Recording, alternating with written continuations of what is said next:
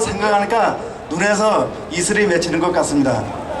저는 너무 세상에 혼탁해서 여러분들한테 안녕하십니까 이렇게 얘기 안 하고 그냥 말씀만 드리겠습니다.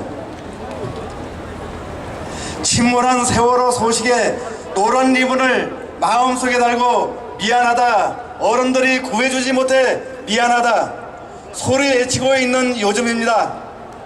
그 어린 것들이 물속에서 살려달라고 엄청나게 애를 썼을 텐데 우리는 그 목소리를 아무도 듣지 못하고 그 가슴을 헤아려 주지도 못하고 멀리서 뉴스만 듣고 있었습니다. 할 수 있는 게 아무것도 없었습니다. 뉴스만 듣고 있었을 뿐입니다. 자꾸 눈물이 납니다. 눈물을 닦다 보니 어려운 생각이 이런 생각이 납니다. 우리 유미는 삼성반도체 공장에서 일하다 암에 걸렸는데 머리 빡빡 깎고 힘이 없어 기진맥진할지게 아빠 살려주세요. 살려달라는 목소리가 귓전을 맴도르듯 합니다. 집에서 잠을 자다가도 그 어린 것들이 물속에서 헤매는 것들이 떠오르고 우리 유미가 머리를 빡빡 깎고 살려달라고 애원하는 모습이 눈가를 스쳐 밤에 잠을 잘 수가 없습니다.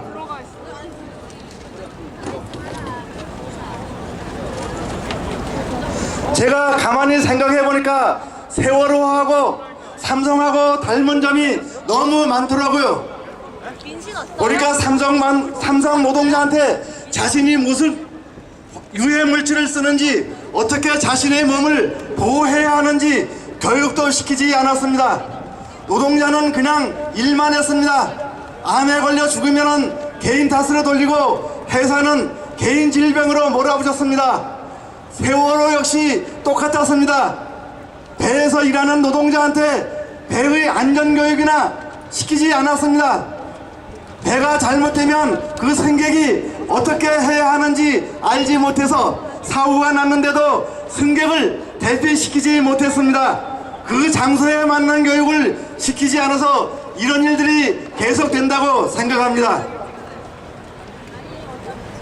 노동자들이 삼성반도체에서 일해서 벌어놓으면 이건희, 이재용 부자가 그 돈이 다 자기 돈이라고 챙겨갔습니다. 노동자는 돈만 벌어주고 병에 걸려 죽었습니다. 세월호도 똑같았습니다.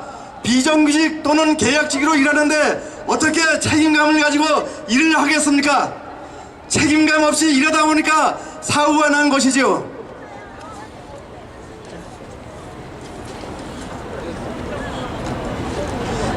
이것이 다 노동자들을 사람 취급하지 않았기 때문에 생긴 일입니다. 노동자는 이 나라를 이끌어가는 주체인데 왜 노동자가 무시당하고 가진 자, 권력자들의 소모품이 되었는지 알 수 없습니다. 노동법은 있는데 권력자하고 재벌가들은 그 노동법을 안 쓰려고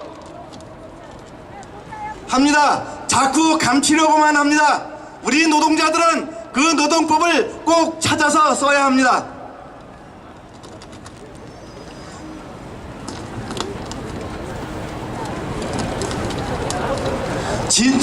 진주는 땅속에 묻혀 있습니다. 힘들게 캐가지고 그 보석이 아름다운 것입니다.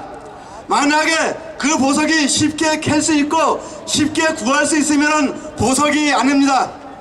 권력자들은 우리 노동자들의 노동조합을 만들지 못하도록 온갖 해유와 솔책을 씁니다. 우리 노동자들이 권력자들의 힘을 뚫고 노동조합을 만들어서 노동자들의 권리를 찾아야 오늘날 같이 죽는 일은 안 생길 겁니다.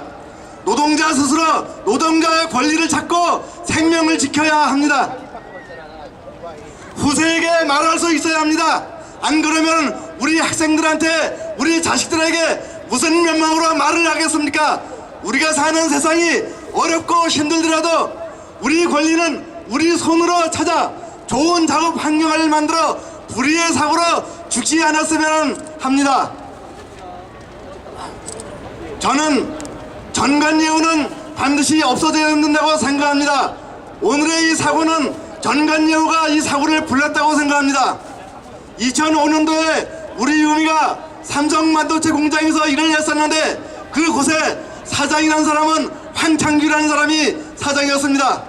그런데 이 사람 수백 명의 암 환자 만들어 놓고 지금은 그 일을 잘했다고 KT 회장인가 사장인가 뭔가 하는 데로 가버렸습니다. 2007년, 2008년에 이어 산안공단에서 삼성 반도체 공장 역학조사를 했습니다. 근데 그 역학조사는 아주 부실한 역학조사를 해주고 삼성에 보답을 받았습니다. 어떤 보답을 받았냐면은 그때 당시에 산안공단의 이사장이 노민이라는 분이었습니다. 이분이 지금은 삼성 SD의 사회이사로 갔습니다. 이러면은 전관예우 톡톡이 받고 엉터리 역학조사한 그 보답을 톡톡이 받았죠. KBS 시사창에 나온 걸 보면은 노동부 근로복지공단 산하공단의 수장들이 몇 년에 걸쳐서 1,000몇백 명이 각 대기업에 가서 노동자들이 꼼짝 못하게 노동자 만들지 못하고 노동자 움켜쥐는 역할을 하고 있습니다. 이것이 똑바로 가는 세상인지 반듯한 나라인지 물어볼 수가 없습니다. 안 물을 수가 없습니다.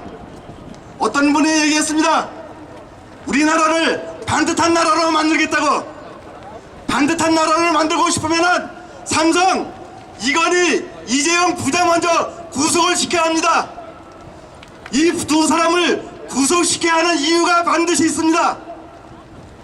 중소기업에서 기술 개발하는 기술 훔쳐가고 하청업체 임금 띄어먹고 납품 단가 후려치기 하고 용산 참사 일으키고 서해바다 기름축 시켜서 서해바다 어민들 못살게 다 죽게 만들어놨습니다. 대한민국에서 가장 아름다운 제주도 강정마을을 그 아름다운 마을을 다 훼손시켜 놓았습니다. 그것뿐만이 아닙니다.